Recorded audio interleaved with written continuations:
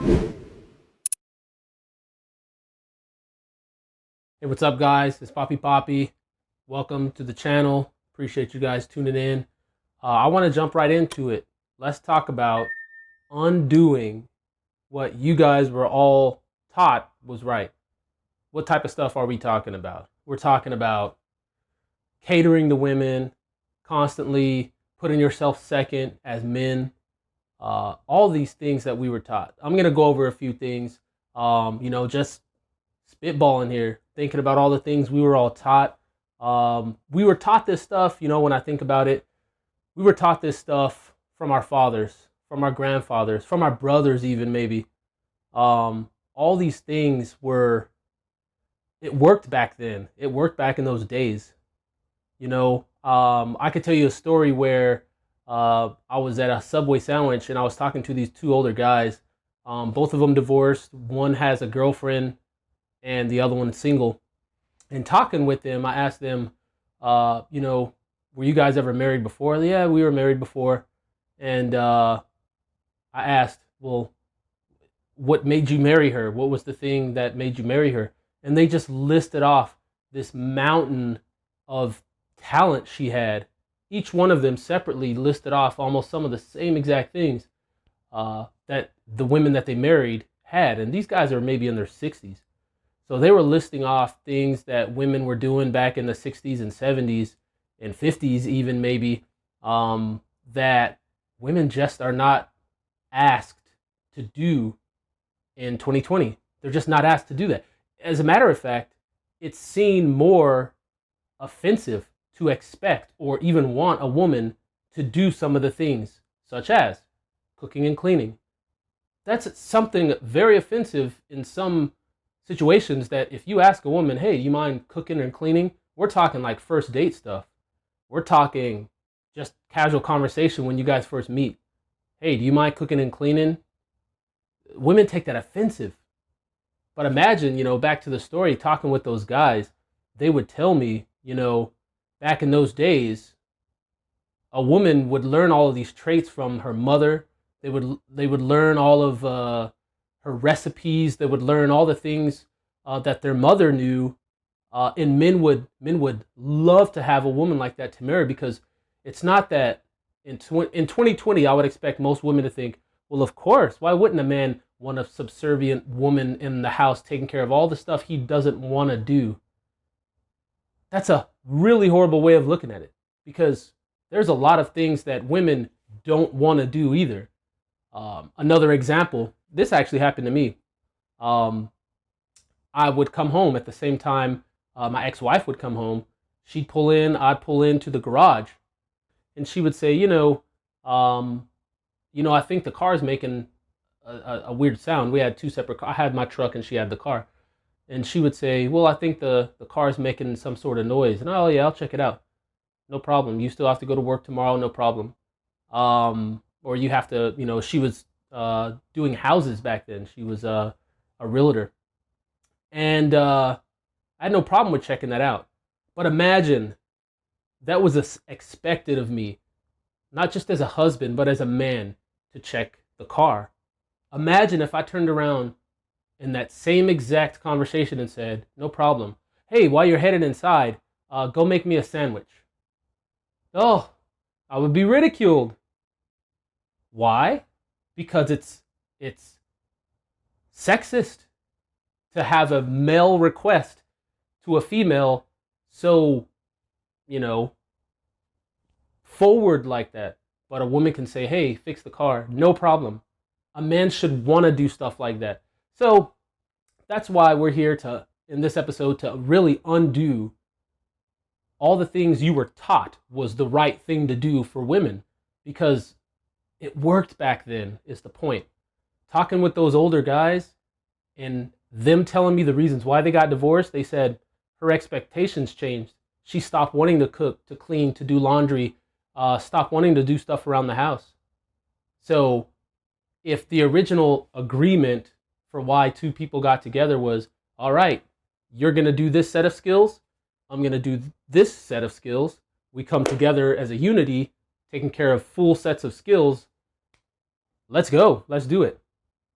But if the times change and she decides to join or listen to the far feminist movement, nothing against a feminist movement, but when you take the radical faction of a good movement, something that was a good movement, and you take the radical faction of it and listen to that and only listen to that, you're going to get those women that say, you know what, no, I don't have to cook and clean. I shouldn't have to.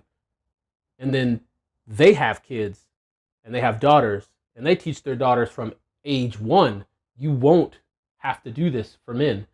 And that's where you kind of get into the last story I kind of have is my friend, she's 34, and she doesn't know how to cook. She doesn't know how to clean. She actually commended me, which to me, I learned to do this when I was maybe like 12. She commended me on making rice in a pot without burning the bottom. And I looked at her, I was like, who doesn't know how to do this? This should be standard. You shouldn't have to cheat and use a rice cooker all the time. You can make rice in a pot. And she was like, I never made rice before. Like, well, what have you made? She, oh, scrambled eggs for breakfast, things like that. Things that are already made.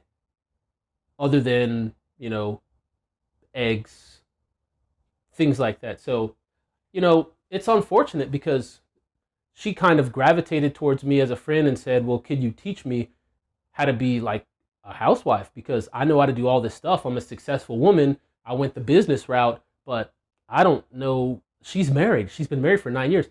But her request was, please teach me how to be a good housewife because I don't know how to cook, nor do I care about cleaning.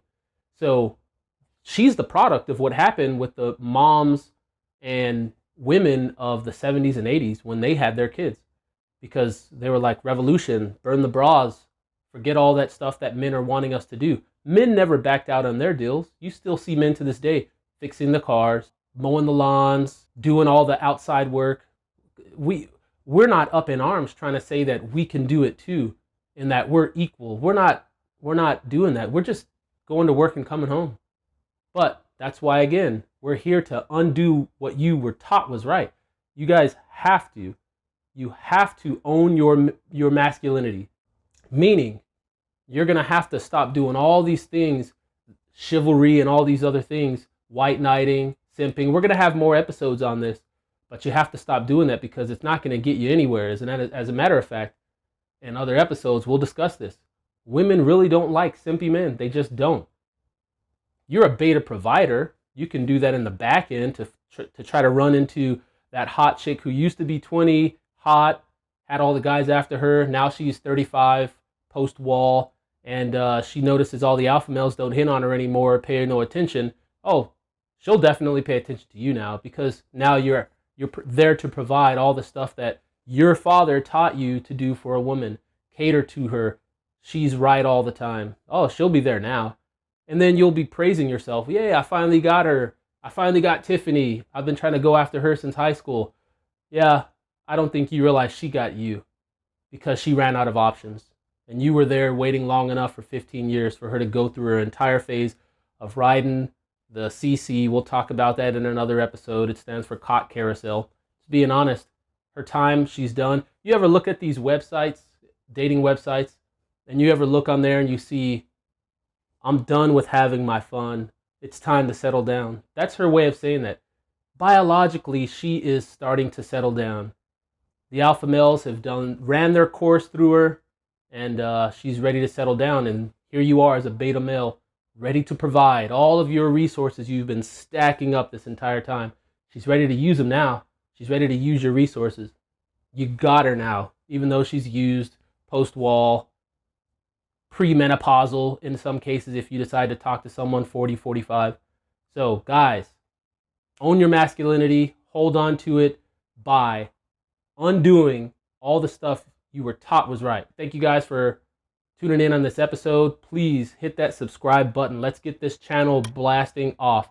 Hit the notification right there so then that way you guys get notified every single time we're out here dropping videos.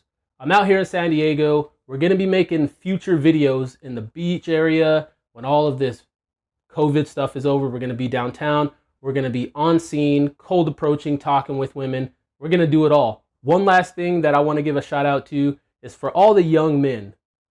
I want to say there are hundreds of Red Pill, MGTOW, YouTube channels, and BitChute channels, and all these other websites. But most of the guys on there are older than me, close to my age, somewhere around there. We are making these videos for the young guys. We really are.